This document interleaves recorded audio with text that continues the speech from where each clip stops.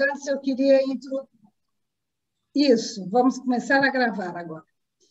Eu queria começar, para quem não esteve nunca no Fórum de Monografias, contar que o Fórum de Monografias é um evento da SBPA que acontece desde o ano 2000, então tem 22 anos que a gente faz esse evento aqui. Como eu disse antes, só presencial, agora muito bom online, porque abrangendo mais possibilidade de divulgação, de apresentação dos trabalhos, né?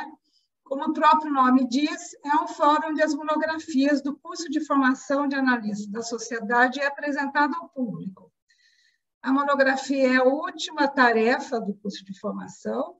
Em geral, depois de 4 anos do curso de formação, fica-se 1 ano escrevendo a monografia, e ela é apresentada num fórum interno, numa banca interna, e uma vez aprovado, então, como última tarefa, o trainee, o estudante, torna-se analista, membro analista da Sociedade Brasileira de Psicologia Analítica.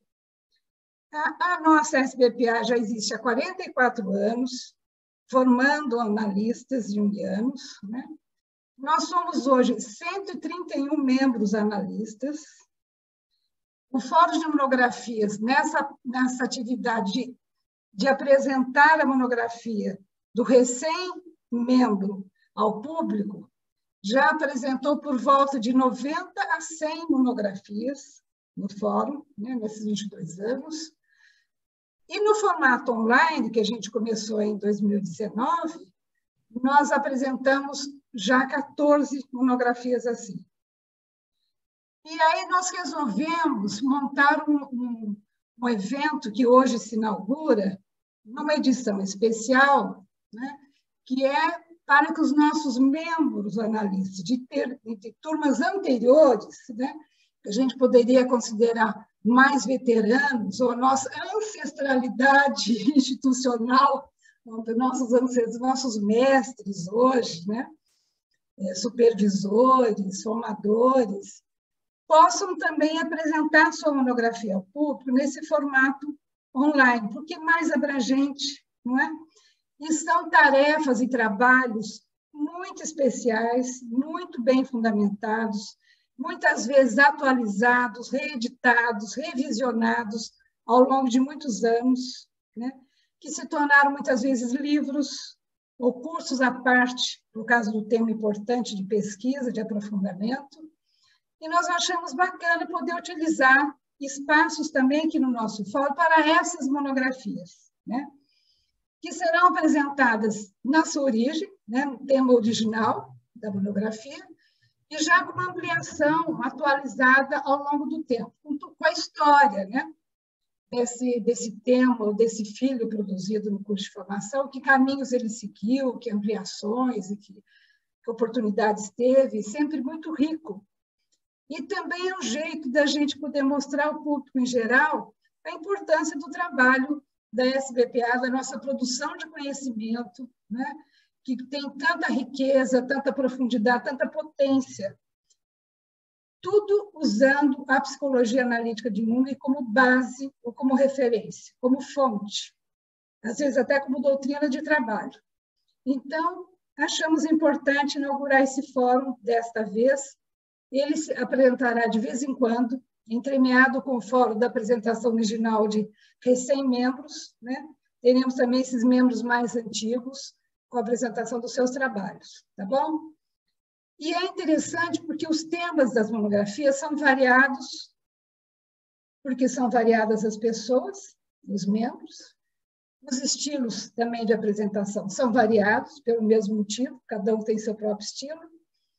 E os motivos que levam a pesquisar o tema também são variados, né? Eu fiz aqui uma classificação rápida, só para vocês terem uma ideia, né? Nos motivos variados. Um dos motivos é a ampliação de um trabalho profissional de atuação que o trainee, o profissional já vinha tendo com foco muito específico e que ficou ampliado junto com a psicologia analítica. Nesse sentido, nós tivemos também, por exemplo, monografias que trabalhou com o tema do borderline, a prática borderline, aliada a uma leitura da psicologia analítica, a prática de trabalho com o corpo, toques sutis do corpo, calatonia, aliada a uma leitura da psicologia analítica, o tema do suicídio, apresentado 2 vezes, a criatividade que pode estar no comportamento suicida, né? O que acompanha um certo comportamento suicida, um certo estilo suicida de viver, por exemplo, né? Também o suicídio como uma aproximação filosófica e simbólica. Tivemos também a participação, um dos temas foi a participação dos psicofármacos no setting analítico, fazendo uma reflexão sobre a ótica do psicoterapeuta com base na psicologia analítica. Isso pensando na atuação profissional mais específica, por exemplo, né?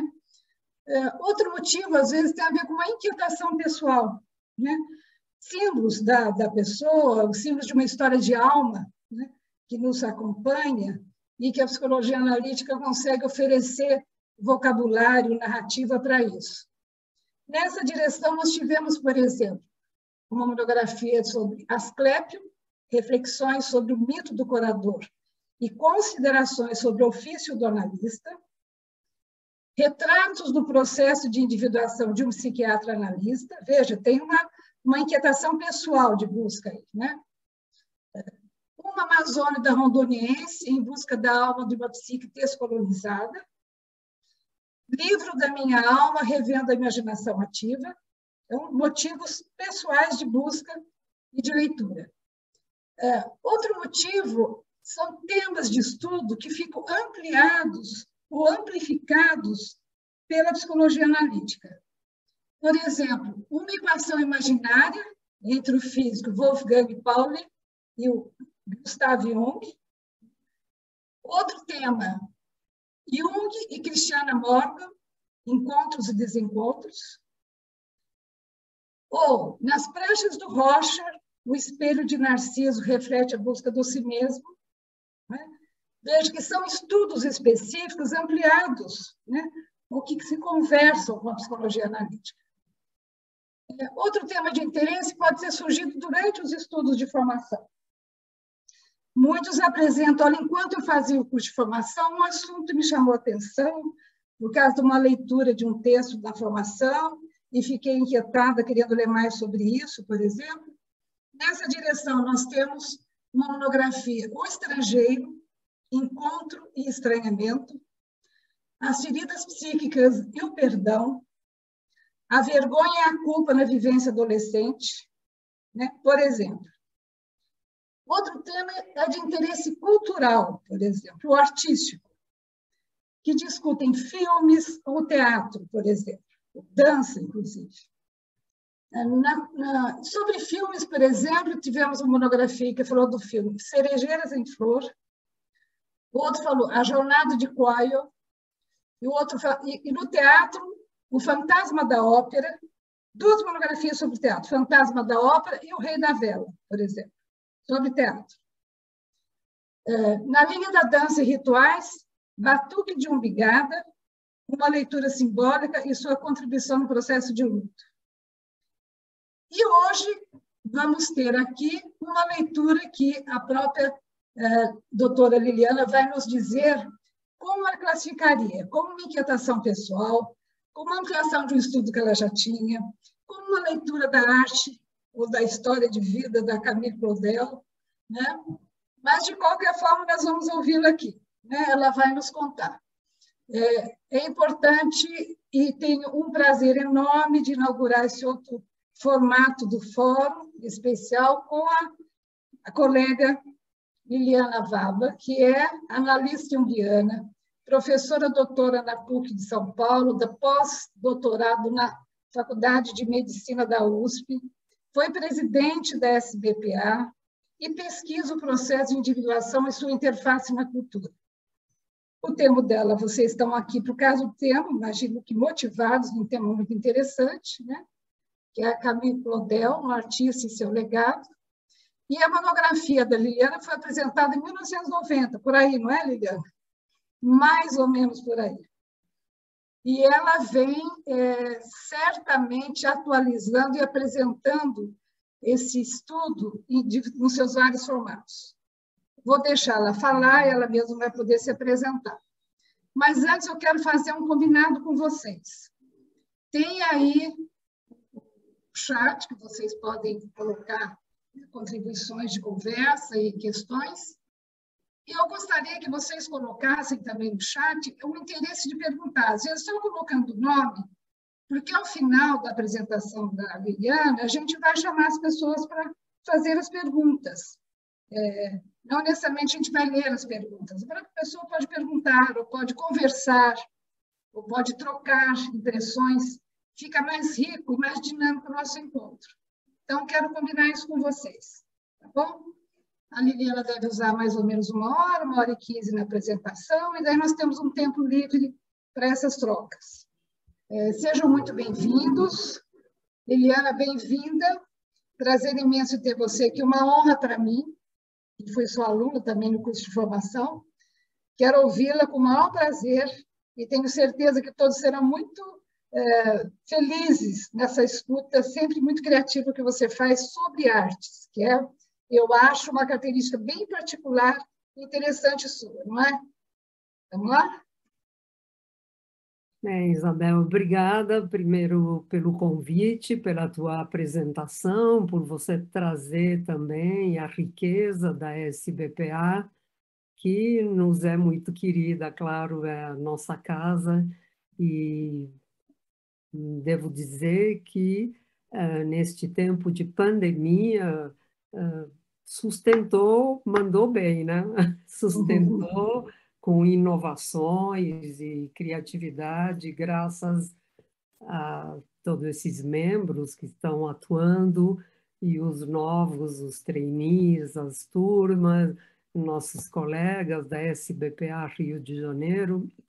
Então, são trocas muito ricas. Eu, novamente, te agradeço você ter pensado em retomar algo que poderia ser datado. Esta história, infelizmente, digo infelizmente, porque eu gostaria que fosse datada em termos de uma condição de uma artista mulher dentro de um patriarcado de começo de século. Digo infelizmente porque nós ainda estamos neste clima, neste ambiente, e claro, é uma era e quem sabe o futuro nos trará, ou desejamos, esperamos que o futuro traga outro tipo de contribuição e de abertura. Eu vou apresentar primeiro um PowerPoint com alguns momentos e obras da Camille e alguns comentários que eu fiz no decorrer. Depois eu vou fechar o PowerPoint e falar um pouco das circunstâncias da vida dela e da obra, e tentando enfocar para não ser só um trazer arqueológico quase, tantos anos, a gente esquece, tantos anos, mas trazer um pouco para nossas conversas atuais, especialmente sobre o que seria o feminino, o que é feminino, se isso está, o que seria o ânimos criativo, e o que se entende por ânimos ou ânima de uma artista com a pujança de uma Camille Claudel, e um pouco também o que ela introjetou daquele patriarcado do século, e o que acontece agora no nosso novo século. Então, vou compartilhar a tela e começamos com a apresentação do PowerPoint, que eu vou passando pela tela, exibindo e fazendo alguns comentários. Tudo bem? Ótimo, tudo bem, Lê. Vamos lá.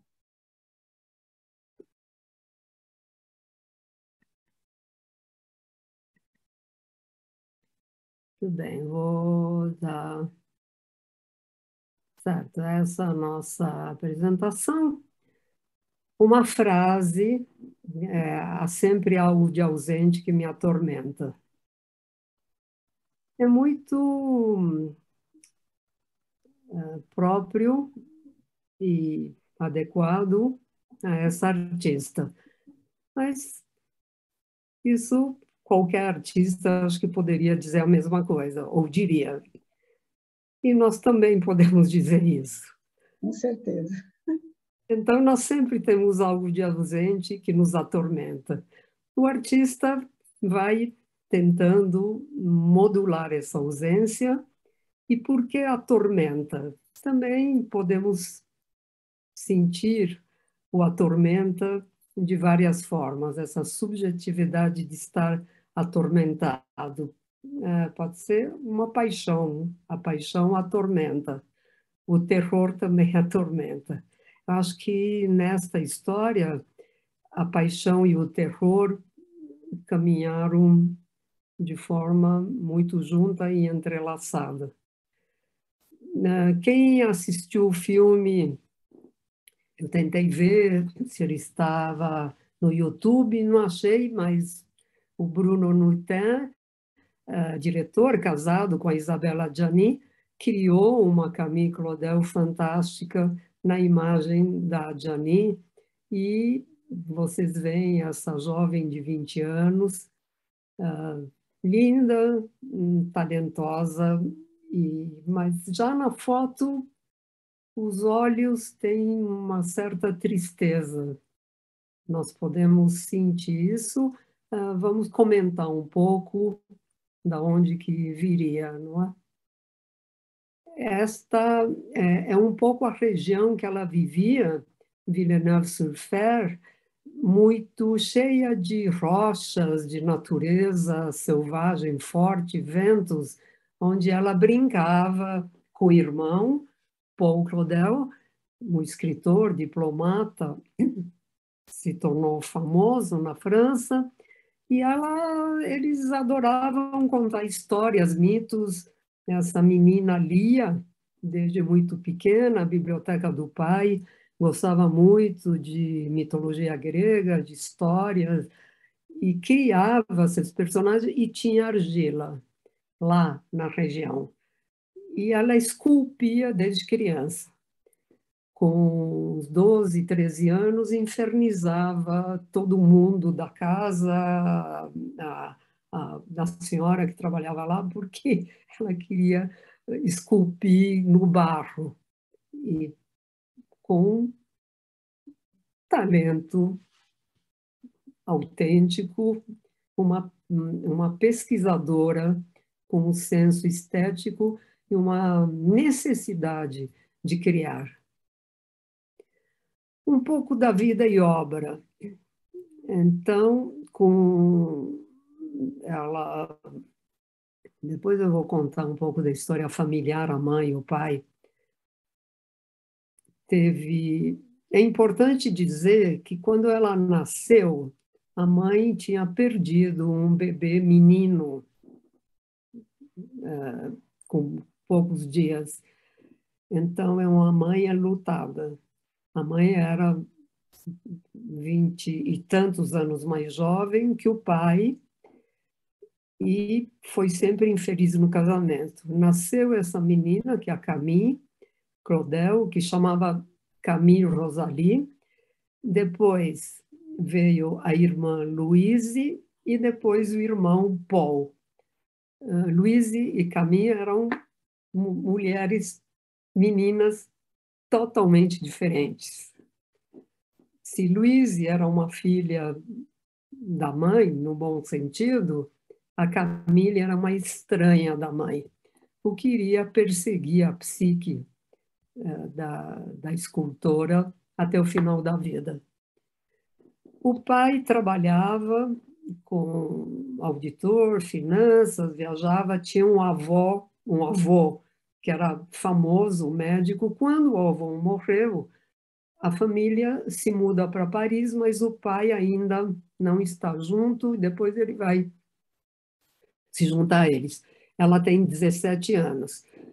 A mudança foi principalmente em função do talento dessa moça, que tinha algumas orientações com um artista que chamava Boucher, e que disse ela tem que ir para Paris. E lá, com 17 anos, ela aluga um ateliê com duas amigas, uma delas ficaria sendo a sua amiga até o final da vida, e elas recebem, têm aulas e orientação do escultor, que na época também era famoso, Paul Dubois. Rodin ainda não era famoso, ele viria a ser. Mas olhem que interessante, quando Dubois vê as esculturas, né, os ensaios dela, pergunta: você já teve aula com Rodin? E esta moça jovem não sabia quem era. E Rodin, quem é Rodin? Ela é lá do interior da França, o que é que ela sabe do Rodin? Ainda mais o Rodin nem era famoso ainda. Rodin tem 40 anos. Dessa época, ela já tem esculturas do irmão de Ana, que ela, lembrem, ela gostava de mitologia, a velha Helena e um torso de mulher. Então, a velha, o rosto, e essa é uma variante de Diana. Então, vocês vejam essa moça que está se iniciando no mundo artístico ali de Paris, como ela já tinha uma habilidade muito grande. De 1883 a 1893, vão ser 10 anos de atividade no Ateliê Rodin. Então, Rodin, Dubois dá aula para elas e tem que fazer uma viagem. E chama Rodin para continuar ensinando as moças, para orientá-las. Ele, em seguida, percebe que ela é muito talentosa, convida no ateliê dele, ele já começa a ser conhecido, ele deu um duro danado também, até os 40, não tinha dinheiro, passava fome. Então, ela, dos 19 aos 28, isso é importante, ela fica no ateliê Rodin. Isso era muito comum na época, o maître, o patrão, tinha muitos artesãos, ajudantes, que trabalhavam junto. E ele, às vezes, fazia a maquete da obra, e quem acabavam eram esses artesãos que estavam ali no ateliê. É importante porque depois vem toda a ideia de que ela foi roubada da sua criatividade e que ela teria feito algumas coisas que ele assinou com o nome dele. Isso não está provado. O que acontece é que, certamente, o nome dele aparecia e os outros trabalhavam. Mas era obra idealizada pelo mestre. Agora, fato é que ela tinha uma habilidade incrível de esculpir o mármore, especialmente em detalhes difíceis, como mãos e pés, e Rodin deixava só ela dar esse acabamento do mármore das mãos e dos pés.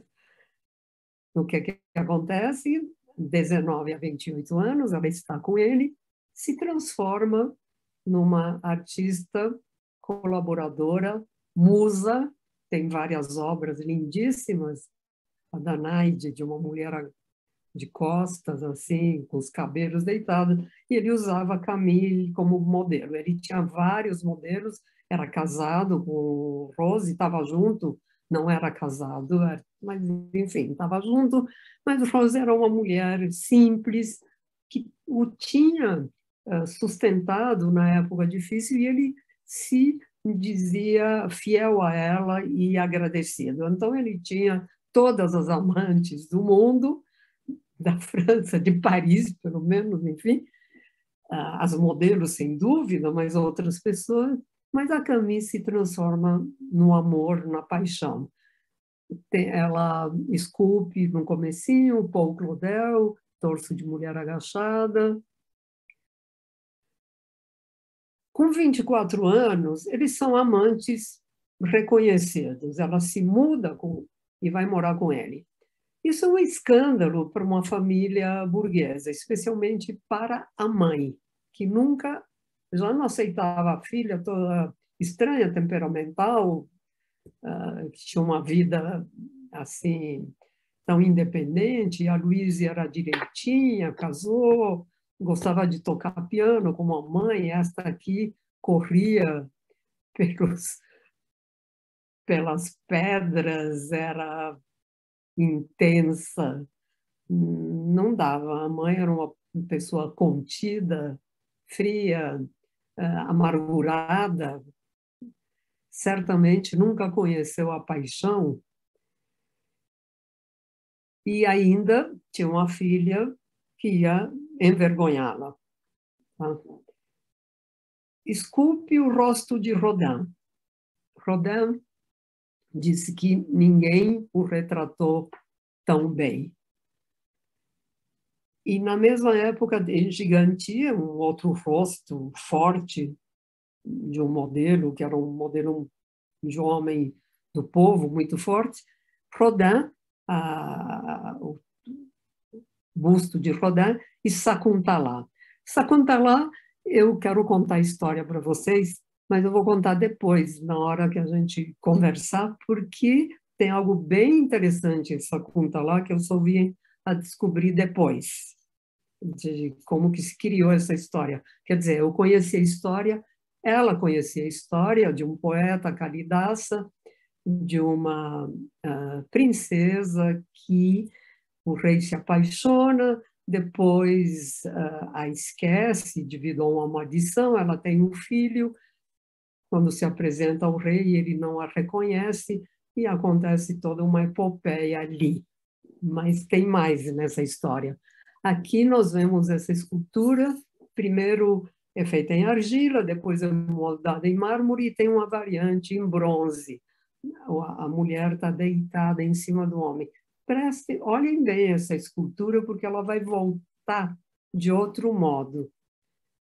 Quer dizer, principalmente, prestem atenção nela, essa Kuntala que está deitada em cima, numa entrega amorosa, segurando a mão no peito. Vejam o que vai acontecer com essa entrega.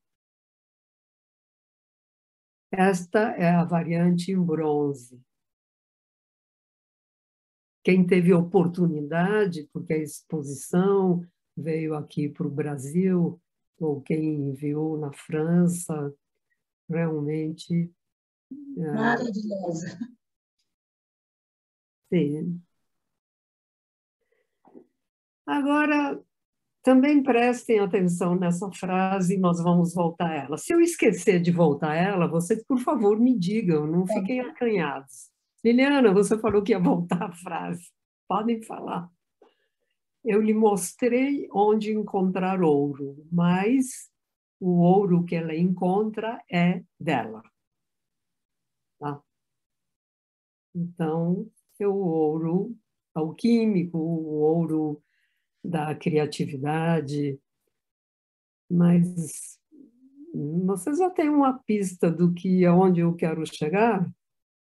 Será? Onde eu quero chegar? Eu lhe mostrei. Nós estamos vendo que essa mulher, essa moça, esculpe desde os 9 anos, brincava como criança de argila, mas desde os 12, 13, 14, ela esculpe. Ou seja, quem mostrou a ela onde encontrar o ouro? É essa que é a ideia, tá? Eles são amantes públicos dos 24 aos 27, têm uma amizade com Debussy e um caso também. O Debussy, quando ela vai ser internada no asilo, se afastar de todo mundo, o Debussy permaneceu com um afeto, assim, uma lembrança, nós não sabemos, não tem escrito sobre que tipo de caso, que amizade eles tiveram, mas ele tinha a escultura da valsa em cima do piano dele, não é? Depois tem a exposição Rodin, em 1889, depois tem a exposição de Paris. Esta exposição é o ano que se inaugura a Torre Eiffel. É uma efervescência artística, cultural ali tremenda. E Rodin expõe com os quadros do Monet. Nesse momento, ele é o Rodin. Os impressionistas o abraçam, lhe dão todo o valor, e ele, então, cria encomendas de esculturas públicas, encomendas públicas, que é o que fazia a fama e a possibilidade de um escultor penetrar no mercado, o que ela não teve. E ali ela tem uma obra pequena, belíssima, que eu vou mostrar no final, a Prece. Já com 28 anos, ela separa do Ateliê Rodin e tem 13 anos de atividade de obras artísticas individuais. Então, 10 com Rodin, 13 individual. Importante também porque mostra como ela segue o caminho dela e faz obras muito importantes. Só não mais obras porque não tinha como, não tinha dinheiro, não tinha como. O pai ajuda dando renda no que ele pode. Então, ela se muda para um lugar que chama Boulevard d'Italie, tem 28 anos, passa férias um tempo, tem 2 ou 3 brevíssimas cartas, mensagens por Rodin, e se acredita que teve um aborto nessa época. Parece que sim, tudo indica que aconteceu. Mas ela queria ter uma vida com ele. E o aborto, certamente, parece que aconteceu, não seria algo desejado, mas algo é difícil dizer a palavra, imposto ou algo circunstancial diante das condições que ela tinha sozinha, e o Rodin não ia deixar a Rose. Quer dizer, não ia deixar daquele jeito. Ela está lá e eu tenho os amantes. Você é minha querida, você é minha grande paixão, mas a minha vida não vai mudar. Então, tem essa obra, lá onde ela está, dentro de uma casa, hospedagem, tem uma criança e ela esculpe essa criança. Tem a belíssima Valsa e Clotho. Então, na mesma época, Clotho é uma mulher velha que está emoldurada pelos cabelos que lembram as moiras, o destino. Os críticos se estranhavam que uma moça tão jovem já pudesse esculpir a velhice. Quer dizer, sempre essa trajetória de vida que ela tinha, o inconsciente levando para o destino, para a vida, o que seria, como que é envelhecer, o que é a velhice, o que é a vida, o que é a morte, enfim. A valsa, essa é uma escultura conhecida, e tem uma história sobre a valsa, que as figuras estavam nuas, mas ela tinha uma encomenda justamente na cidade natal da prefeitura, pediram veste, essas figuras não podem ficar nuas. Não podem ficar nuas, porque é uma mulher que está esculpindo, não é? Mas, mesmo assim, e aí ela inventa, eu acho que ficou muito mais bonita com esses saia, ela está de torso nu, mas a saia se movimenta.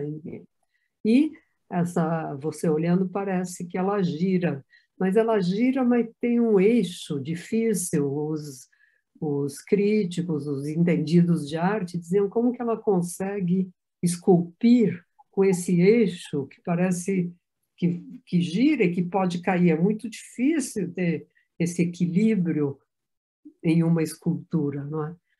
Essa é a menina, Jane criança ou a pequena Castelã. E tem uma trança linda, uma trança de mármore. Eu ficava imaginando, e vocês podem imaginar também, como uma mulher que desejaria ter um filho com o homem que ela ama está se recuperando de um aborto e ela esculpe uma criança, uma menina. Então, que projeção ela poria nessa criança, não é? Além de lembrar-lhe a criança que ela foi. É uma escultura em mármore que realmente dá uma ternura, você olhar para ela com esse olhar dirigido para cima, o sorriso, os ombros de uma criança, e tem o longo cabelo, uma trança. É uma trança de mármore. Depois ela ainda está com Rodin, mas se afasta, tem brigas, discussões, e voltam, vão e voltam, como muitas relações, não é? Mas depois eles vão se afastar definitivamente. Nesse momento, ela tem o Deus que voou, ou a Idade Madura, e uma variante isolada que é Implorante. A Idade Madura foi recusada na Exposição Universal porque o Rodin não quis. E ele não quis porque achava que era um autorretrato muito vívido do que eles estavam vivendo, e que em parte era mesmo. Ela ficou enfurecida, claro. Mas começa, vejam bem, eu tinha comentado a valsa, que ia ser encomendada pela prefeitura, ela até pôs uma roupa na mulher, não foi encomendada. Lembre o que eu falei, o escultor se fazia e tinha fama quando tinha esculturas encomendadas. Por que não foi encomendada? Vocês que pensem, por quê? Né? Por quê? Na cidade natal dela. A Idade Madura não é exposta. Aí sim houve um boicote. Mas vai juntando a escultura dela, Clotho, que foi comprada pelo Museu de Luxemburgo, Clotho é aquela velha, vai se perder. Uma pessoa já com sensibilidade aguçada, que sofre algumas dificuldades de penetração no mercado por ser mulher, vai adquirindo todo, como hoje em dia se fala, uma narrativa interna, não é? É uma artista muito inovadora, curiosa, ela se encanta com a arte oriental e começa a usar o ônix verde, e faz essa coisa belíssima, a onda. Aqui já vocês veem com jovem, 30 e poucos anos, mas é uma mulher que já engordou e o rosto começa a ficar demasiado, porque bebia, porque solidão e também frio, minha gente, frio. Muitas vezes ela contava, escrevia que ela não comprava carvão suficiente porque ela tinha que comprar material para esculpir. Então, o vinho também aquece. Enfim, é toda uma roda viva, não? Esta é a escultura que estava no Museu d'Orsay, acho que ficou, porque agora tem, finalmente, faz uns anos, fizeram o Museu Camille Claudel, em Nogent-sur-Seine, é o Museu Camille Claudel, porque Camille Claudel, as esculturas dela estavam numa sala do Museu Rodin, o que é um contrassenso muito grande. A Camille Claudel está na sala do Museu Rodin. Enfim, o Museu d'Orsay também tem obras dela e agora tem no museu dela. A implorante, isso era muito comum nas esculturas, uma peça vira outra escultura. A implorante é essa mulher ajoelhada que está, é uma variante dessa que tem vários modos de ver, o homem está sendo levado pela morte, a mulher jovem, aqui se vê que é jovem, tenta segurar, ou está sendo levado por alguém, mas todos viam isso. O Rodin que está se separando da Camille. O que é interessante é ver o movimento embaixo, tem movimento, e esse movimento pode ser tempestuoso, ou pode ser ondulante, é o inconsciente que está ali projetado nessa escultura. E a mulher que está ajoelhada seria uma implorante, não? Mas sempre com esses cabelos. Ela tinha uma cabeleira e nenhuma vaidade, escrevia que ela não podia ia nos salões com Rodin, claro. Ele não levava a Rose, porque a Rose não era culta, que a Camille era, mas depois ela ficou uma reclusa. Ela dizia, eu não tenho roupa, eu não tenho sapatos, eu vou ir como? E não tinha mesmo. A única vaidade era aquele laços do cabelo. Tá? Nós estamos vendo aqui a onda em ônix, com as 3 figurinhas femininas, a outra é as faladeiras, que estão no anteparo também, ou as banhistas, são essas figuras de mulheres, não? As figuras de mulheres que estão junto. E essa onda é inspiração japonesa, Hokusai, mas ela, ao mesmo tempo que elas estão assim, excitadas, estão amedrontadas, porque a onda é forte. Ruptura definitiva com 34 anos, a solidão e o trabalho. Tem várias obras, uma delas é Profundo Pensamento, que é essa, que é pequena, é muito linda. Ofélia, que enlouquece, Perseu e a Medusa. Perseu e a Medusa é a maior escultura que ela faz, em mármore. É a história de Perseu que decapita a Medusa. E no rosto da Medusa se vê já muita semelhança com como ela estava. Então, o rosto é demasiado e o terror no olhar. Terror, depressão, desespero e essas serpentes da Medusa, não é?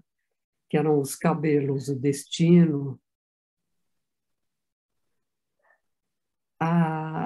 Depois ela se muda para um apartamento no Quai de Bourbon e se perde aquele mármore que ela vai ficar morando ali até ser levada no asilo. Não?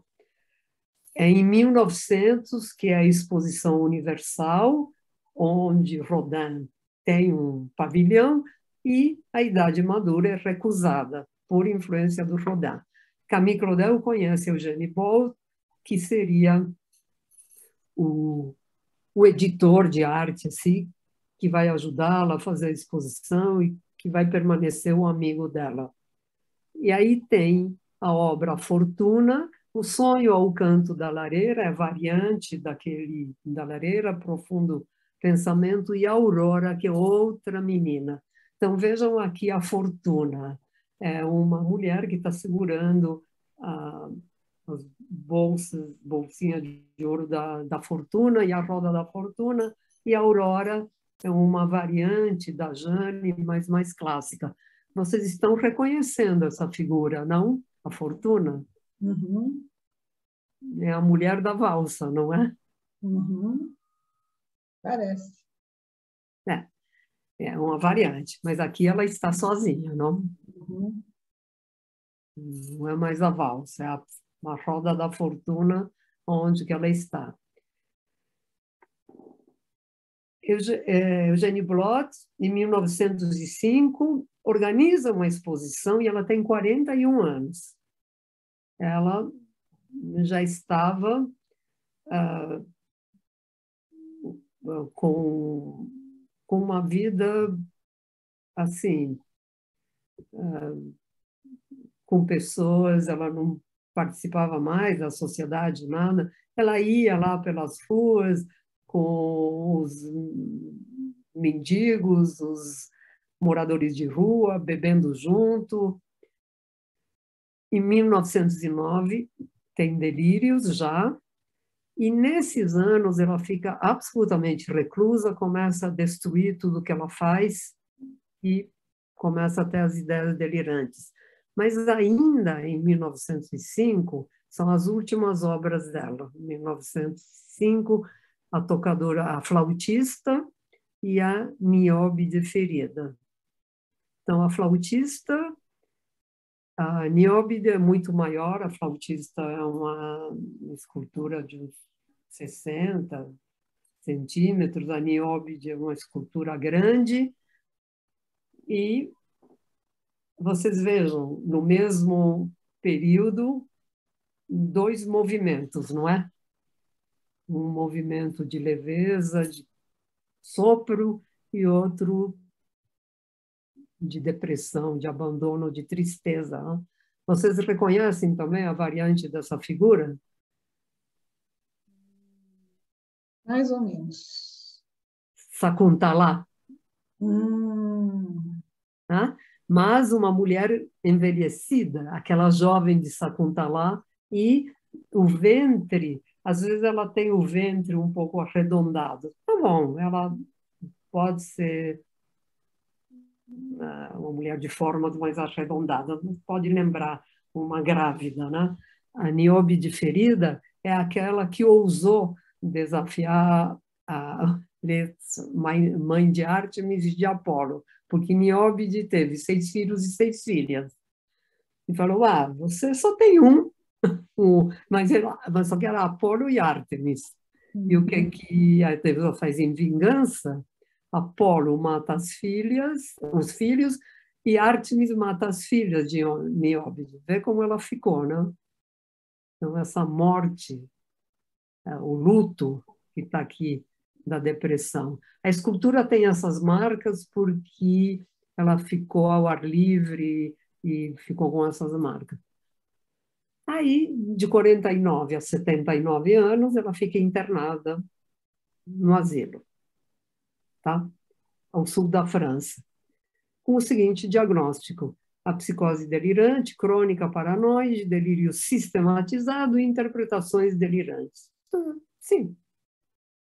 Agora, a grande tragédia é que ela tinha períodos de melhora, mas a família não a queria. O pai morreu. Ela só foi internada na semana depois que o pai morreu. O querido irmão assina a internação. Ela tinha uma vida desastrosa, na sujeira, tudo quebrado, sem comer. Tinha que ser contida e protegida. Como era a guerra, tinha o Hospital de Sainte-Anne, ela vai primeiro, leva todos os pacientes para o sul da França. Mas um ano depois, acabou, ela poderia voltar. Vejam bem, quem está em Sainte-Anne? Aí, o grupo do Pierre Janet, só. E ela pede insistentemente para a mãe, para a irmã, para o irmão. A irmã não quer saber dela, nem a mãe mandava comida lá para o asilo, mas não quer saber dela. Realmente diz que não a quer porque ela fez muito mal com a vida devassa, e porque uma vez ela mandou para o ministro, para um assessor do ministro, mandou um envelope com cocô de gato, porque ela estava furiosa que ele não tinha dado. Enfim, ela pede para ser, pelo menos me coloquem em Sainte-Anne, que era perto de Paris, nada, fica lá realmente jogada. Na época dos delírios, toda vez que põe um novo modelo, são milhões que escorrem para os fundidores, os moldadores, os marchands, para mim 000, Da outra feita, uma faxineira pôs narcótico no meu café, me fez dormir 12 horas, e enquanto isso ela entrou no meu banheiro e pegou a mulher da cruz. Quer dizer, começa a escreve para o irmão até esses delírios que ela está sendo perseguida por quem? Pelo bando Rodin. Ela fez um deslocamento. Ela podia odiar Rodin e seu bando, mas não a mãe e a irmã, que de fato, de certa forma, roubam porque a casa que era da herança é vendida para a irmã por um preço menor. E olha o inconsciente. Nesse momento que ela está longe, ela não sabe disso, mas tem um momento que os delírios que estavam apaziguados recrudescem, bem quando a casa é vendida para a irmã, porque ela não vai voltar, e ela pedia, me deixem lá na casa, eu não vou incomodar ninguém. Os médicos de Montfaget pediam para a família se aproximar e diziam que ela já poderia sair, só que depois ela vai definhar, e, enfim. Essa é uma carta que ela escreve para a mãe. A mãe nunca vai visitá-la, nunca foi visitá-la até morrer, mas mandava comidas, coisas assim. Demorei muito para escrever, fez tanto frio que eu não podia mais manter-me de pé. As casas de loucos são lugares especialmente feitos para causarem sofrimento. Quanto a mim, estou tão desolada por continuar a viver aqui que não sou mais uma criatura humana. A lucidez dela era perfeita, ela conversava com as enfermeiras sobre as notícias, lia jornal, mas não esculpia mais. As enfermeiras davam argila, nada, porque não tinha como, não, naquele lugar. Uma das últimas cartas, meu querido Paul, neste momento das festas, sempre penso em nossa querida mãe. Não a revi jamais, desde o dia em que vocês tomaram a funesta resolução de enviar-me ao asilo de alienados. Lembranças a você e toda a sua família, tua irmã no exílio. Esse irmão a visitou algumas vezes, sobrinhos, mas ele sempre se negou a trazê-la para Paris, que ele tinha poder e autonomia para fazer isso e para convencer a mãe ou para fazer. Mas ele era diplomata, já tinha fama como escritor. Vocês completem algumas imagens. Um artista, uma mulher, um tempo, uma eternidade em nós. Momentos que nós chamamos de arquetípicos. A paixão,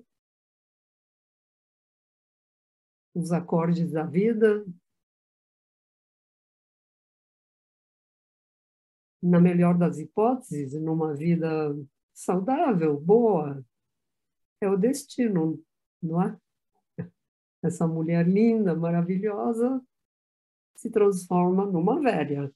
Se a gente vive o suficiente, é o que nos acontece, a não ser que morra jovem, mas é a vida. Só que essa velha não é qualquer velha, é uma velha que está com algo se abateu sobre ela, não é isso? Esse peso ali.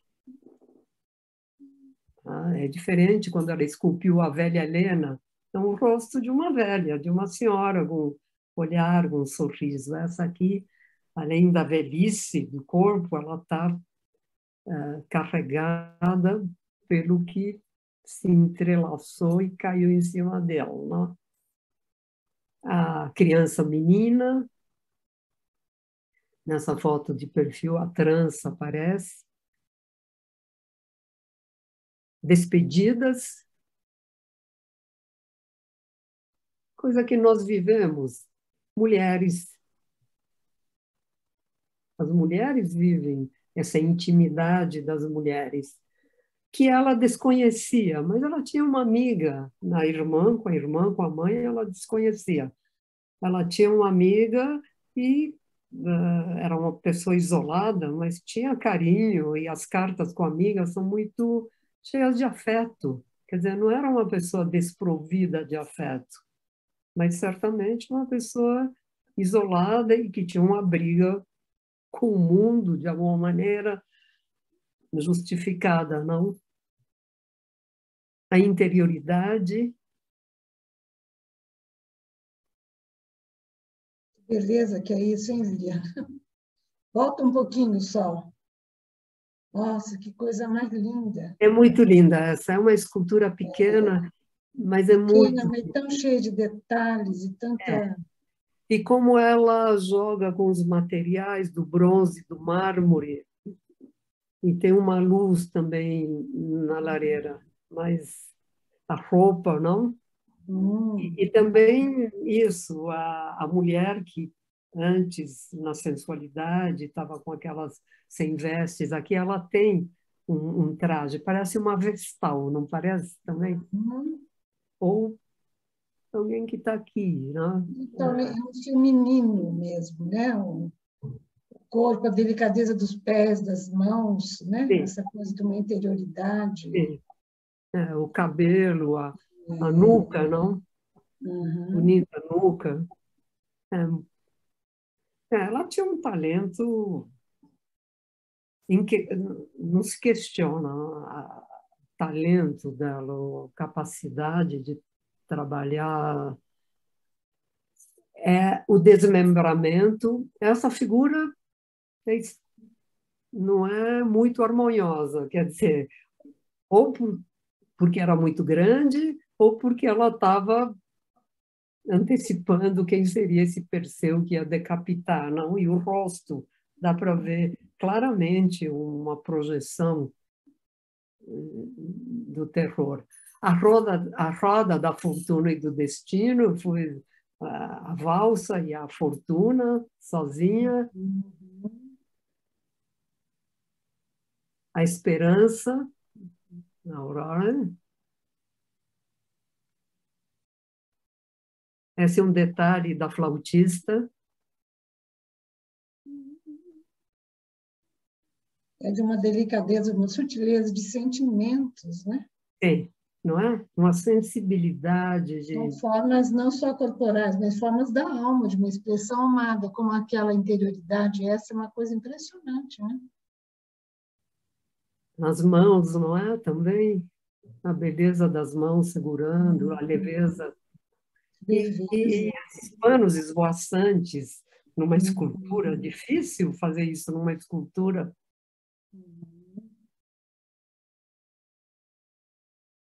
As feridas,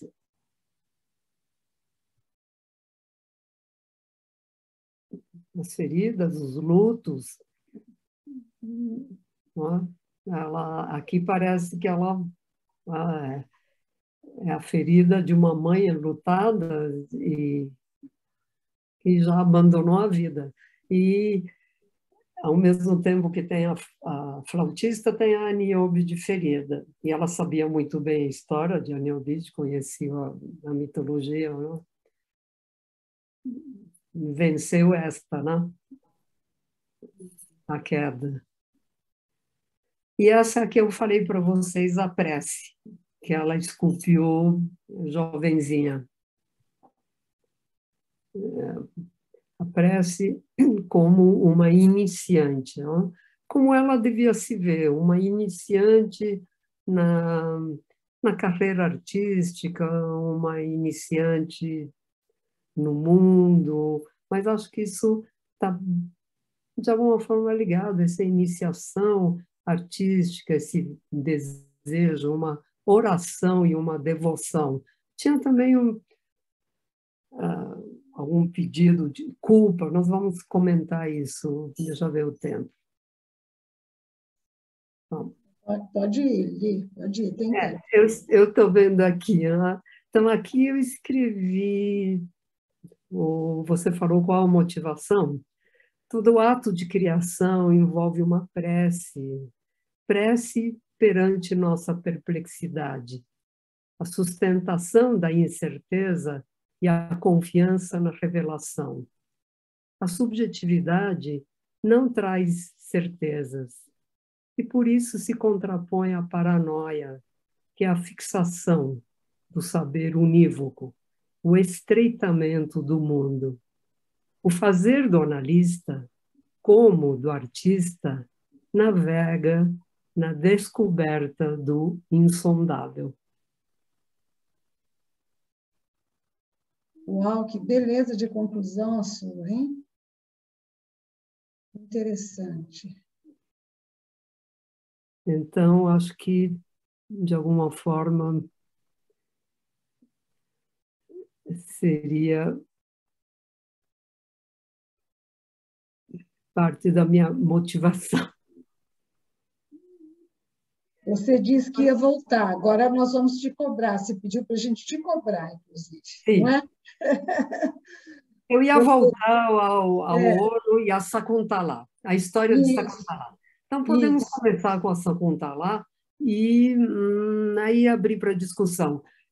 Comentei um pouco da vida dela, que muitos já conhecem, quer dizer, essa mulher desenvolve uma psicose paranoide que devia certamente ser protegida, contida de alguma forma. Não tinha medicação, ela é posta naquele lugar, Monfabé, que tinha começado como um lugar progressista, com banhos, mas ficou um depósito depois na guerra, sem dinheiro, sem recursos, um depósito de pessoas cronificadas. Então, imagina uma pessoa com a sofisticação intelectual dela, está lá e ela dizia, eu não tenho o que fazer aqui. Enfim, ela tem, sim, os delírios, mas eles vão se apaziguando. Como que se trataria, hoje em dia, uma pessoa que tem esse tipo de delírio paranoide? A psiquiatria pode dar algo que, digamos, trate também do que está subjacente.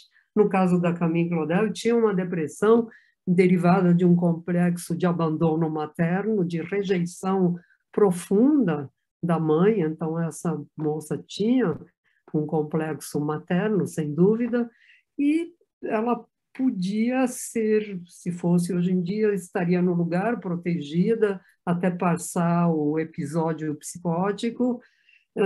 Poderia se dar uma medicação antidepressiva ou algo para controlar os impulsos, porque ela quebrava tudo. E depois é uma pessoa que podia ter uma vida absolutamente tranquila e normal, mesmo que não fosse uma socialização muito grande, mas estaria no canto dela. Se ela ia voltar a esculpir ou não, nós não sabemos. Assim, mas teria uma vida não jogada naquelas condições lamentáveis, onde ela vai deteriorando cada vez mais até virar apática e morrer com 79 anos, 30 anos internada. Qual é a história do Sakuntala? Que ela se inspira numa história do Kalidasa, que é um poeta muito clássico hindu, que escreveu essa história da Sakuntala no século V depois de Cristo. A história é essa, que o príncipe conhece. Primeiro, Sakuntala nasce de uma ninfa que era semidivina, que mora junto com os deuses, e que ela vai tentar um asceta, um sábio, assim, que estava numa vida ascética, mas ela tenta tanto que eles têm uma paixão amorosa, nasce essa moça, que seria uma princesa. Mas a ninfa, depois que ela nasce, o asceta fica totalmente arrependido porque ele se entregou às paixões. Primeiro vive com ela uns anos, aí nasce a menina, ele vai embora, volta para a vida ascética, a ninfa volta para o reino dos deuses e abandona a filha, a Sakuntala. A Sakuntala é criada por um sábio e cresce bem na natureza. O príncipe, o rei do Shanta, encontra ela numa das caçadas, se apaixona, fica com ela, engravida, e ele volta para o reino. Essa é a história do Kalidasa. Isso eu achei interessante, que eu falei para vocês, que é algo para nós pensarmos também. O que acontece nessa transformação da cultura. Então, nessa história, o rei lhe dá um anel e diz: esse anel com o selo real é porque sempre, se a gente se perder no mundo, eu te reconhecerei com o anel. Enfim, perde o anel, ela perde o anel e ela se apresenta com o filho para o rei e o rei não a reconhece. A história do Kalidasa é assim. E ela fica totalmente desnorteada, vai embora, até que o rei encontra o anel no peixe que lhe foi trazido, se arrepende. Numa das histórias se arrepende, os traz para o reino, ficam todos felizes. Numa outra história, vai encontrá-los no céu, tal, eles se encontram depois. Mas esse filho é o Bharata, Bharata, não é Barata, Bharata, Bharata ou Bharata. E é a dinastia que vai dar origem à história, o épico Mahabharata. Então, começa com o filho, a mãe é Sakuntala. O épico Mahabharata é ali que começa a se escrever um épico clássico da Índia, que é do quarto século antes de Cristo. Ou seja, Kalidasa se inspira nesse conto do Mahabharata, em que o menino, que é o filho que cresce na floresta, é tão forte que abre os dentes de um leão, abre a boca do leão para lhe contar os dentes. Na história do Mahabharata, que é antes de Cristo, e que é uma tradição oral que dizem que vem de 5.000 anos, Sakuntala se apresenta para o rei com o filho de 6 anos. Mas ela vai se apresentar para o rei e lhe apresentar o filho. O rei diz que não a conhece. Sakuntala, então, faz não sai toda, né, chateada, ela fica chocada e ela diz: eu vim te apresentar teu filho. Você é um rei. Você está mentindo. Você sabe que me conhece. E se você é rei e quer ter a dignidade de um rei, você tem a obrigação de reconhecer o que é real e o que é falso. Porque, de outra forma, você não pode guiar teu povo. Então, vejam como essa mulher, na história do épico, ela se posiciona e confronta eticamente o rei. E, depois de 1.505 anos, a mulher está ali submissa e apequenada. E nem falemos o que acontece na Índia patriarcal hoje em dia, com todos os abusos da mulher, os estupros que estão, enfim, a condição da mulher que é terrível, não? Então, essa mãe, Sakuntala, é a mãe do que será o imperador que une toda a Índia. É a grande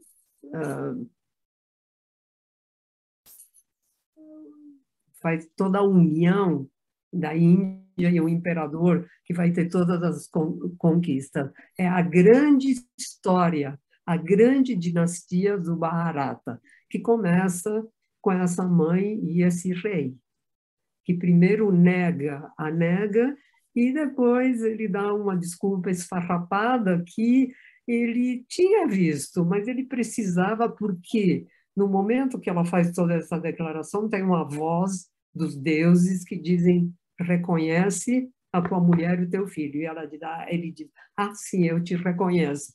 Então ele faz parece, faz toda uma história de que ele não podia reconhecê-la publicamente porque o povo não ia acreditar. Então, precisava que, enfim, seja o que for, é o caráter dessa mulher como é descrito por um poeta que também está encantado com a história e tudo mais, e pelo clássico, pelo épico. Mostra alguma coisa, não? Que mudança é essa? Que transformação foi essa que essa mulher perde a sua postura, perde a sua dignidade, e se ela está disposta a perder, porque ela não tinha o que fazer, se o rei não a reconhecesse, ela ia embora com o filho, mas ela o confronta, e o confronta moral e eticamente. E diz, olha, assume a postura que você tem como rei. Ou seja, agora, se nós pensarmos que quando ela está no auge da paixão, ela esculpe, está conta lá, ela escolhe essa história, não? Então, é uma mulher que não vai ser reconhecida pelo amado, não é isso?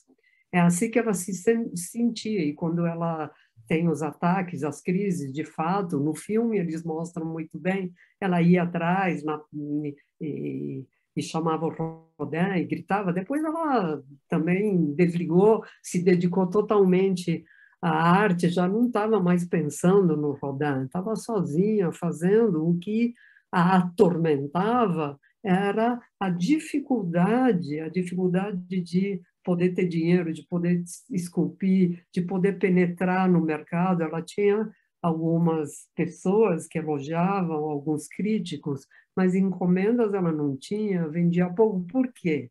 Era considerado que a grande arte pertencia aos homens. As mulheres tinham que ser pintoras, e se eram escultoras, teriam que ser escultoras de objetos decorativos. Não faz parte de uma mulher fazer obras grandiosas, ou nus, ou corpos humanos. Isso é do homem. O que aconteceu com a Anita Malfatti também aqui. Tivemos a semana de 22, que foi trazido, a Anita também sofreu muito, a Anita Malfatti, não com essa vida trágica, era outro momento, e ela tinha outra estrutura familiar, não? A ligação de Anita com a mãe e com amigos, enfim. Então, o sofrimento da Camille foi duplo. Um é apaixonamento, mas ela superou a perda do amado. O que ela não superou foi o roubo social da sua capacidade de criação. E muitos críticos, isso importa dizer, escreviam que sim, ela tem um talento, mas ela copiou o mestre. Eu lhe mostrei onde encontrar o ouro. E ele querendo elogiá-la, quando ele fala, o Rodin, essa frase, eu lhe mostrei, mas ela que encontrou, ele, sem dúvida, nos ateliês, ela aprimorou, aprendeu, mas o ouro ela já tinha descoberto o ouro, digamos, como metáfora. Então, também é um pouco essa dominância. E se os críticos, muitos diziam dela, alguns que copiavam o mestre, e os dois tem duas obras que Sakuntala está junto na mesma época do Eterno Ídolo do Rodin. Quer dizer, ambos fizeram escultura de um casal apaixonado, e parece que ela dava muitas sugestões ao Rodin de como fazer. Agora eu estou vendo uma pergunta, já vamos para as perguntas. Só acabar dizendo que aí vem a questão do ânimo, da ânima, que a gente também pode discutir um pouquinho.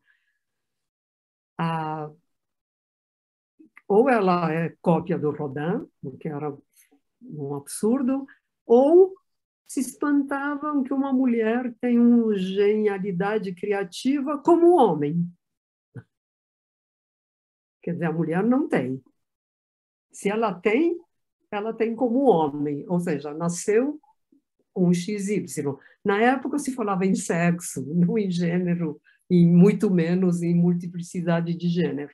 Mas então, como que ela tem? Primeiro ela ousa fazer coisas que o homem faz, depois ela copia. Depois, se ela tem, é uma exceção.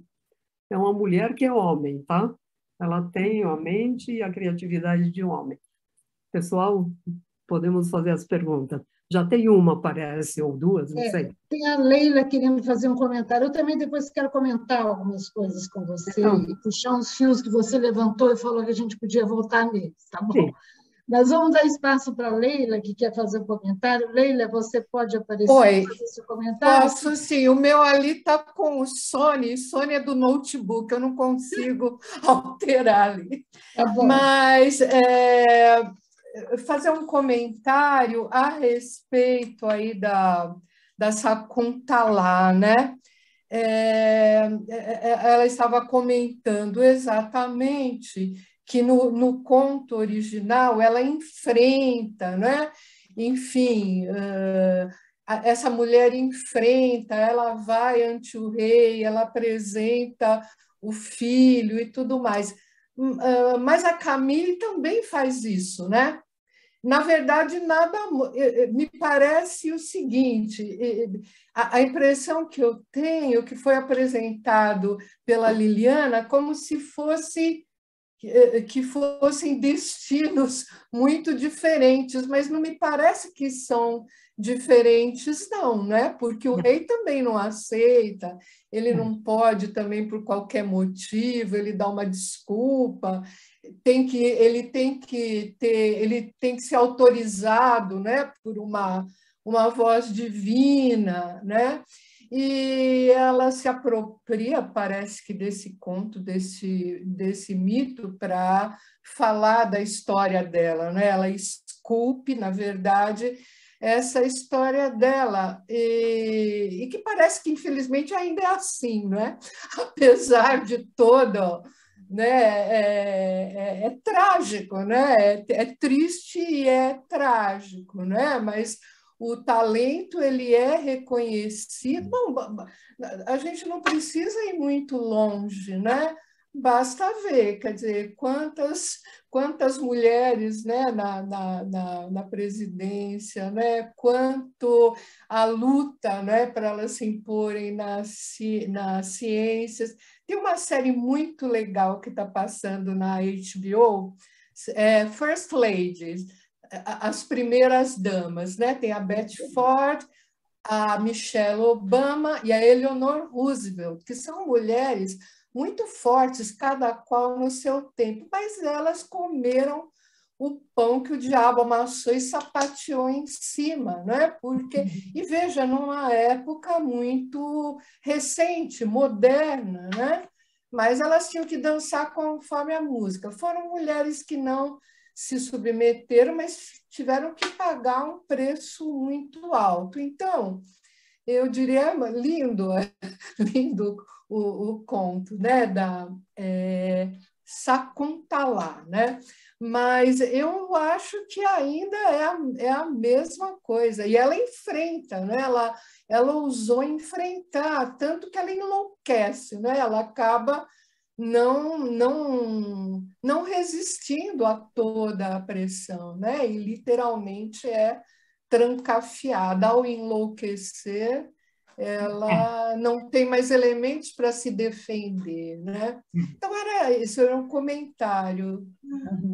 Obrigada pelo teu comentário, que ajuda a fazer uma ponte.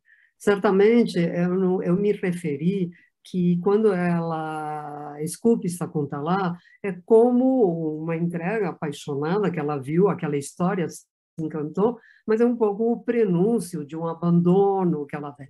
Mas que essa diferença no relato da história, eu estava me referindo à cultura, não à própria Camille, porque ela foi uma desafiadora, até que não aguentou mais. Ela foi uma desafiadora com muitos reveses e muitas dificuldades. E ela era uma pessoa batalhadora, corajosa, que ia, mas também tinha ela também tinha uma dificuldade emocional pelo complexo materno. Isso Sim, existia nela. Ela sim, não, sim, ela não tinha nenhuma habilidade política, digamos assim. Mas sim. também, se tivesse, eu não sei se ia fazer diferença, porque era um massacre. Mas É. eu me referi a isso. Olha que interessante como a história, no decorrer dos anos, tirou a força dessa mulher. Mesmo que no original do Mahabharata ela estava dependendo do rei e tudo mais. Mas seria assim, né? Eu dependo, mas você vai ouvir a aprontação Sim, que você está fazendo. sim. E sim, é o que você está dizendo, é uma mesmo com toda a luta atual. E você mencionou 3 mulheres, nós temos na nossa história uma Ruth Cardoso, felizmente, Sim. porque quando comparamos com outras, ó, Ai, pelo amor de Deus. é outra conversa. Pelo amor de Deus. Obrigada, obrigada pelo Eu que comentário. agradeço, eu que agradeço. Liana, eu estou escutando essa coisa do patriarcado, da ânimo e do ânimos, né? E certamente você pensa nessa equação ânimo e ânimos, mas a delicadeza, a suavidade do feminino que ela apresenta nas suas esculturas, né? É uma coisa de um feminino tão intenso e reproduzido na tela, né? O esforço masculino da cultura, né? Porque, assim, é na pedra, é no mármore, né? É no bronze, é natureza que ela acha suavidade. É bem bonito da gente pensar isso, né? É a natureza que ela encontra uma suavidade e mostra essa suavidade, essa delicadeza de alma, né? Algumas telas como aquela do pensamento, da interioridade, quer dizer, momentos de alma ali, né? Mesmo a flautista, ou a valsa, tem uma delicadeza, tem um movimento de um feminino nela. Né? Difícil de ser colocado fora e necessariamente tendo que pegar na dureza. Né? Agora, eu gostei muito que você começou com uma frase linda e terminou com outra linda. Primeiro você diz, há sempre algo de ausente que me atormenta, e a todos nós. Você abre com essa coisa da Camille, né? Que é paixão e terror. Parece que ela viveu paixão e terror. É isso que você quis mostrar para a gente também, não é? Sim, Apontar, não? sim.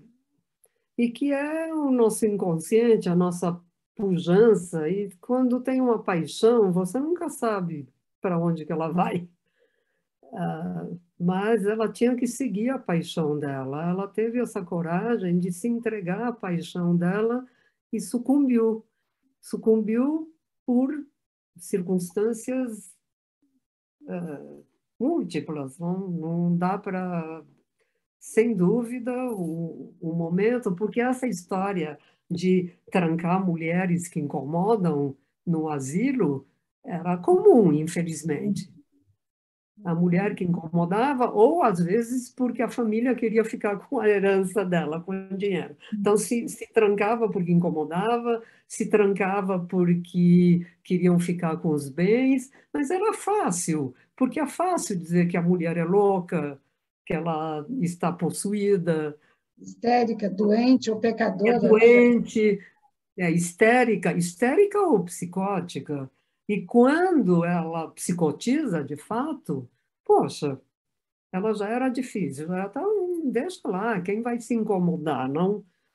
E todos, de algum jeito, tentavam, a amiga dela, que não, tentava, não tinha como, porque as únicas pessoas que têm o poder e o comando é a família. Como que vai tirá-lo? Os médicos lá pediam, podem levá-la mais perto, pelo menos, não, nada acontecia, mas Uhum. para dizer que é um momento de tão perversamente cruel que era muito fácil fazer isso com uma mulher. Uhum. Não faziam isso com o homem. Bom, o homem, se quisesse ficar com dinheiro, talvez a família matasse, envenenasse e tal. Mas dizer que ele é louco não era tão fácil. Uma mulher, imagina, Uhum. é louca, é mulher. Então, é muito duro ela ter sofrido isso nessa época, sabendo isso, tendo noção do talento que ela tinha, porque claro que ela sabia. Ela não era modesta no sentido de... Ela queria fazer coisas, queria. Estava lá descobrindo materiais ônix, escultura em ônix. Eu acho que ela deve ter sido uma das primeiras, não sei, na Europa. Não sei se tinha ônix verde. Eu não vi isso em outros artistas maravilhosos assim. Então, era uma curiosa, era uma pessoa... Bom, enfim, é isso aí. Tinha um Dói, né? ouro dentro dela que precisava ter uma revelação, é isso? O que você falou? Peraí. Ela tinha um ouro dentro dela que ela mesma só precisava revelar, né? Que é aquilo que um pouco É que o Rodin ouro, fala, né? tá certo, tá certo. E claro que o Rodin ajudou ela a aprimorar, mas ela Uhum. também ajudou o Rodin inspirando com ideias. É isso. Será que alguém mais tem? Você acompanhou o chat? Saber se tem. As pessoas estão, na Eu, verdade, elogiando e gostando, mas estamos disponíveis. Alguém gostaria de fazer uma última? eu queria, Por favor, Nafisa, sim. eu queria falar para Liliane que beleza, né? Beleza assim de trabalho. A gente fica aqui tocada porque além de ouvi-la e mostrar arte, né? A arte salva, né? Mas aqui como se mistura, né? A delicadeza no material bruto e como a Bel trouxe, eu também fiquei muito encantada com esse flautista, a valsa, aquelas mãos, essa delicadeza que a arte consegue nos tocar, né? Na alma mesmo. E a brutalidade de uma cultura misógina, né? Esse complexo misógino que também nos incomoda tanto, né? Porque e ver que isso não passa, né? Está tão presente ainda. Gente, ainda É. Então tem toda essa, eu estou assim muito tocada com toda essa beleza e essa mistura, né, do bruto e da delicadeza, do lirismo e da beleza. E muito bom te ouvir, Liliana. Obrigada pelo teu comentário. Isso mesmo, não é? A força, porque Força. tem que ter muita força. Por isso que também tem algo muscular, não? Para uma mulher fazer isso, É, tem que ter muita força, porque você trabalha com pedra, com material duro. determinação, né, também assim. Então, tem uma força de determinação e tem uma força física também, porque tem que ter Também. uma força física, quer dizer, o fato de não ter tanta mulher escultora na época, assim, ou de esculturas dessa, né, que exigem maiores, assim, é também pela força, porque, queira ou não, patriarcal ou não patriarcal, ou feminino, masculino, tem um corpo e tem músculo, né? Sim. Tem uma musculatura, e ela não tinha, mas ela fazia, ela punha tanto empenho naquilo que ela conseguia, como vocês bem mostraram, não? Lidar com o material, com a força, não? E com a delicadeza ao mesmo tempo, com essa sutileza de que é uma qualidade, aí eu chamo anímica, seja masculina ou feminina, de alma, não? Porque muitos homens têm esse tipo de delicadeza também. Ciene, você fez um comentário aqui, a Ciene Campos fez Você gostaria que você comentasse alto com a Liliana, Ciene. Estou te convidando a se expressar. Que tal? Ok. Boa noite. Muito obrigada, viu? Adorei, adorei. O meu comentário foi a respeito de um filme, quer dizer, de um filme, mais ou menos um filme. Um filme com Ingrid Bergman, eu não me lembro quem era o ator, mas ele a convence, ele, através de manipulações, de que ela é louca. Então, por exemplo, ele diminui a luz, daí o filme diminui a intensidade da iluminação da casa. Gaslight. O gaslighting, justamente. Gaslighting, E por outras coisas, e esse termo hoje é usado nesse sentido, né? Aí, como você disse, e é atualíssimo, imagina se isso foi arquivado. Ainda não, está longe de ser arquivado, né? Uhum. E é isso, era esse o comentário. Como enlouquecer uma mulher, mais ou menos isso, né? Convencê-la que é louca, não? Uhum. Exatamente. E isso hoje se usa como abuso, como um modelo de abuso, violência, que é violência moral, violência que não é necessariamente física, não? Aqui, Jaira, faça o seu comentário, Jaira.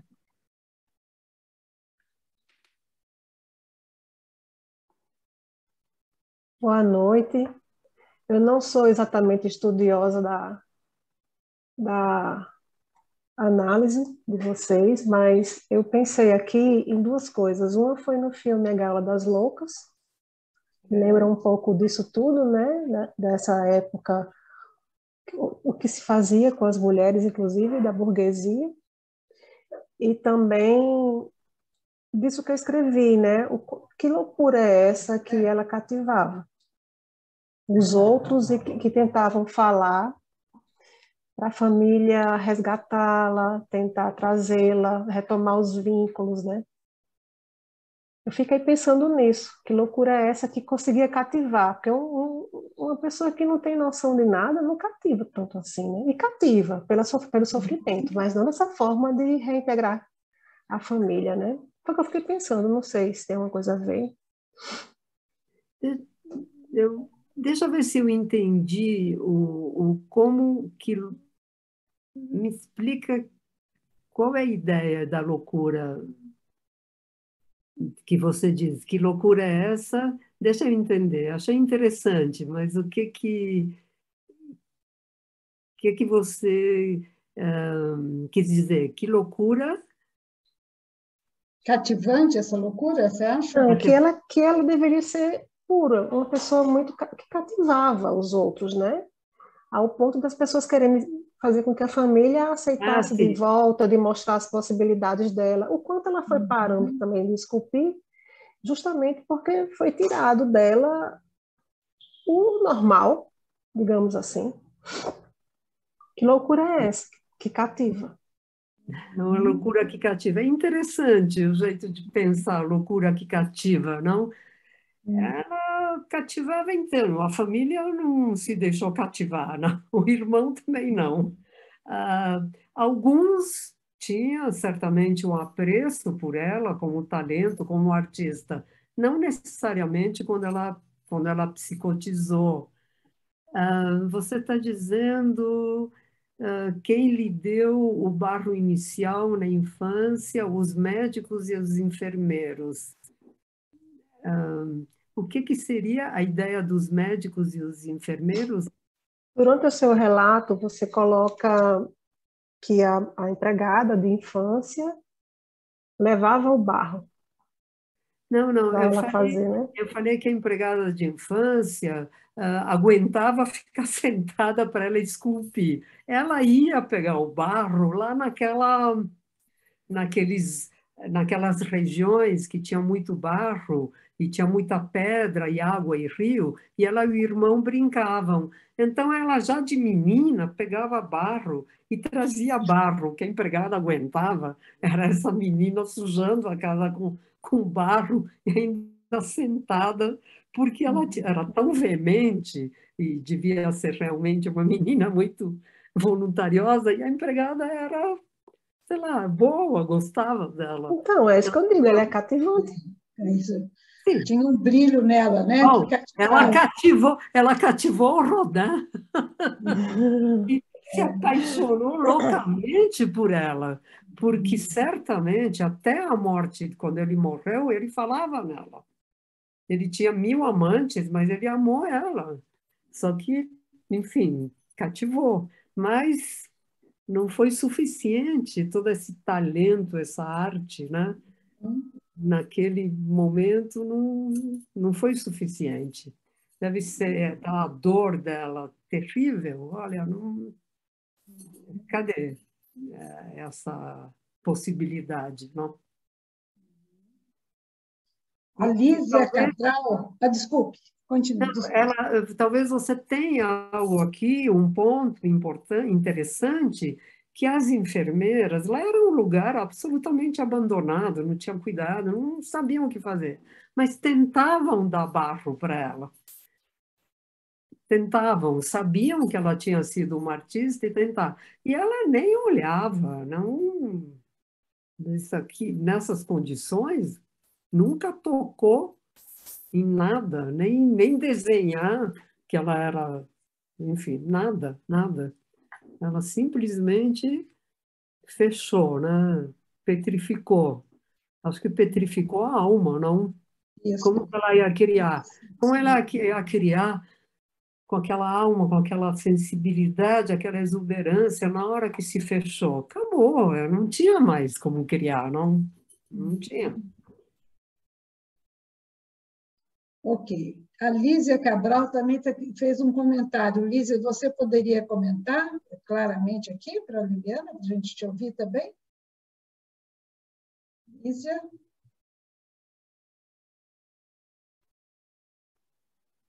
Será que ela vai deixar só aqui? Lísia, eu gostaria que você pudesse contar, porque você fez uma coisa, deixou uma coisa tão bonita aqui, né?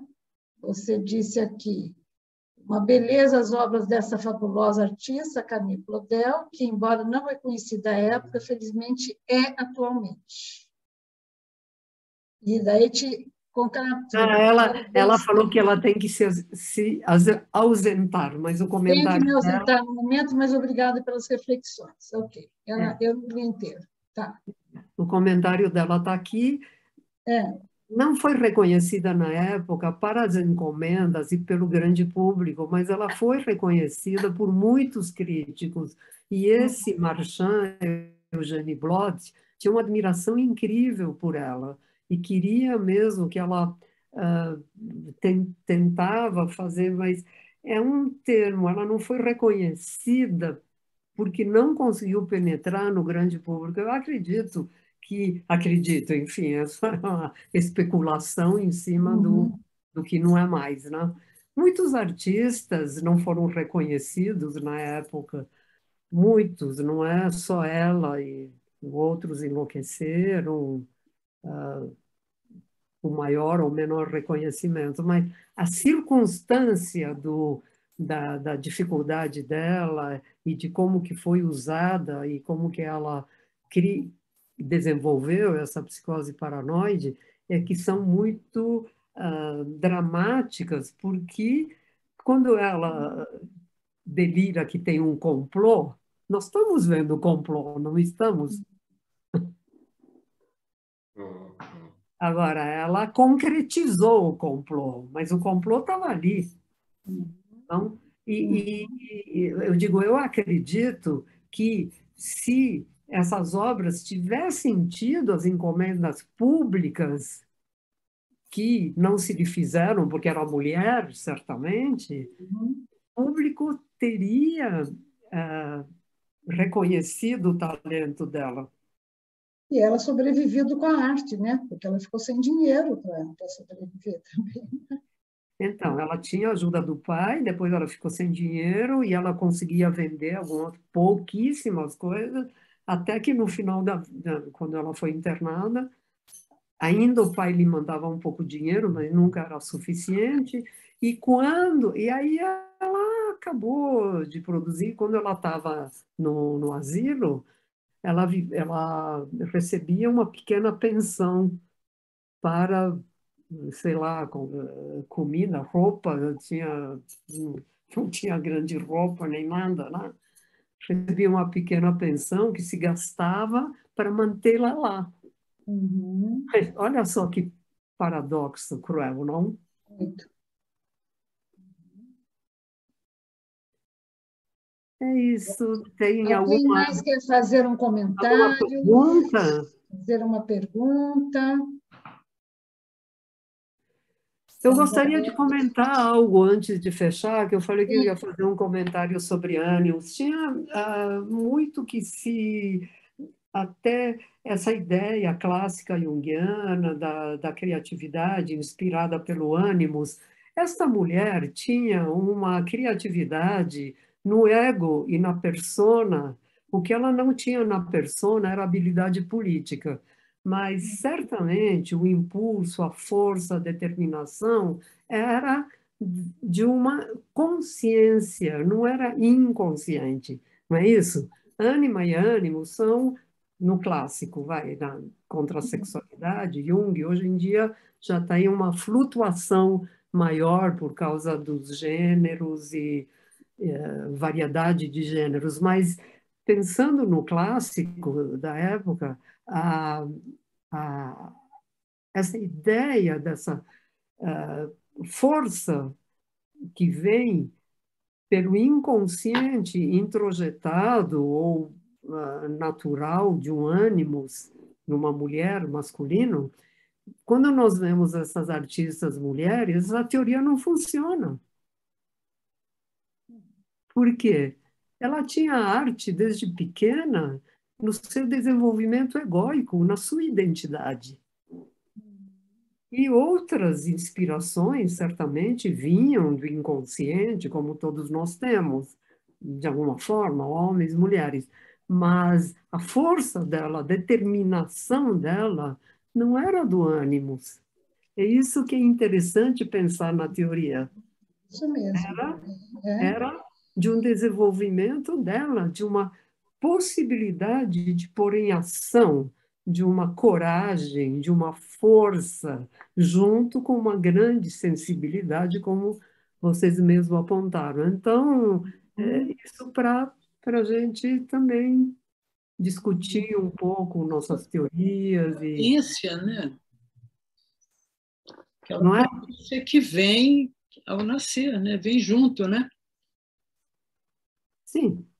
Possibilidade de... Sim, sim. Está lá. Está na alma. É mais uma relação. Está executando. Vem tudo junto lá, no potencial para, né? Sim, sem dúvida. É um potencial para. Mas também na época, pensando em outros modos de entender a psique de uma mulher, a força viria de uma propulsão inconsciente. Porque a mulher é delicada, é suave e tal, não é isso? Vem do instinto de individuação, como dizia Jung, né?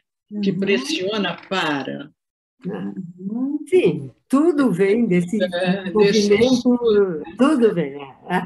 Mas é como se a mulher não tivesse na constituição feminina esses atributos. É isso. Ela a cultura massacrava, né? A Mary Shelley, na época, foi escrever o livro publicado com o nome do marido, né?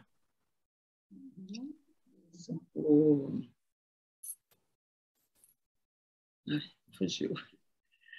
Bom, é uma relação do ego com a alma, né? Isso que a Marfisa estava falando. Tem um talento nato, um ouro dentro dela que precisa do ambiente, né? Onde aquela semente vai nascer depende do tempo da terra e de que maneira vai ser cuidada, né? Isso. Enfim, mas é para abrir um pouco esse leque, né? Do que está, que atributos são esses que cabem a cada um. É isso. E eu gosto muito como você encerra, né, a sua conclusão, né? Você disse que precisamos ter a perplexidade na incerteza e a confiança na revelação. Muito legal. É bem isso, não é? Porque a gente está sempre perplexo diante da incerteza, de algo que a gente não sabe, não tem controle. Somos vividos mesmo por poderes, não é? mas a confiança numa revelação, né? A confiança de que algo vai se revelar. Eu acho que ela tinha essa confiança. Ela precisava, tinha uma urgência, né? Uma coisa da individuação, como diz a Marfisa, uma necessidade de expressão. Estava dentro dela, o que ela tinha, o que ela era aquilo, né? E a confiança na revelação, acho que o artista tem, não é? Tem que ter, não é? Algo em mim me apaixona, tem algo ausente que me atormenta numa paixão. Eu preciso de pôr isso numa revelação, né? Eu confio que isso vai se revelar, é muito interessante. Sim. Né? Tem um lugar que sabe, né? Tem um lugar que sabe. E que necessita de apresentação, né? Expressar, né? O Gustavo está aqui, que ele fez um trabalho bem interessante sobre a relação entre Jung e Pauli, e justamente tratando disso, da sincronicidade, de como que o inconsciente e a vida vai se revelando, e nessa trajetória de Jung, com a amizade com Pauli, como eles se estimularam. Enfim, eu acho que o Rodin, que foi um homem dentro da cultura, ele, sei lá, fez aquilo que ele também estava condicionado como homem, mas eu acho que os dois se estimularam mutuamente. Assim. Depois ela sofreu o colapso do abandono, da queda, mas eles tiveram um movimento de paixão de corpos e almas e de afinidade artística. Aquilo foi um encontro que acabou mal para ela, claro, porque dada todas as circunstâncias, mas em determinado momento os dois devem ter se estimulado muito criativamente, um inspirando o outro, não? Erotizando o outro psicologicamente. Erotizando, exatamente, isso, Isabel. Erotizando o outro psiquicamente e fisicamente. Isso. Bom, Liliana, nós vamos ter que encerrar aqui, estamos no nosso horário. Eu agradeço demais a sua disponibilidade de reapresentar um trabalho que você vem há tanto tempo trabalhando, cuidando dele, cultivando, né? Com uma disponibilidade grande que você ofereceu desde o começo, trouxe uma síntese, trouxe imagens. É sempre bom a gente rever coisas que a gente até já sabia, pensava que sabia tanto, e a gente refaz um conhecimento quando a gente olha de novo, né? Renova o nosso olhar, nos desafia numa nova incerteza. É muito interessante. Agradeço muito. Você está inaugurando um espaço importante para nós, não é? Que certamente será repetido ou usado por outros colegas analistas, né? Que a gente considera também mais veteranos, além dos novos trainees que estão dando entrada como membros, e tomara que todos que estão presentes aqui possam ter gostado e compareçam, por favor, aos nossos eventos aqui, porque, como vocês veem, tem biscoito fino, né? A produção é de qualidade, né? Vale a pena a troca, a interlocução, as reflexões, não é? Obrigado pela presença de todos vocês, né? O Fórum está sempre no segundas-feiras do mês apresentando uma nova coisa aqui, uma nova apresentação, um novo colega. Então, compareçam, que serão muito bem-vindos sempre, tá bom? Liliane, muita gente te agradecendo e te elogiando aqui, tá bom? Muita gente adorando ter te ouvido. Boa noite, gente. Boa noite. Boa noite. Obrigada.